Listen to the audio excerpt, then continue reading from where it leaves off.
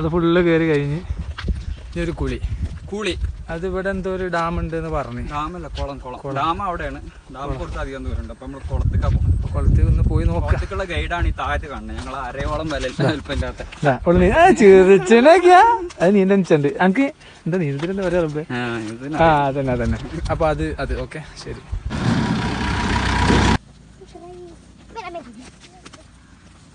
ഒക്കെ കുളിക്കാൻ വരാണ്. ചെറിയ കുട്ടി അവളെടുത്തൊക്കെ അടുത്ത വെച്ചോട്.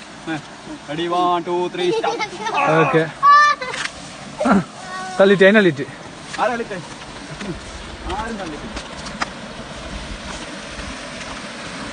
ഗൈസ് ഏതോ മന്ദിറിന്റെ കുളമാണല്ലോ. ഇത് കുളമല്ല, ഇത് ഒഴുകും നദി. ഓക്കെ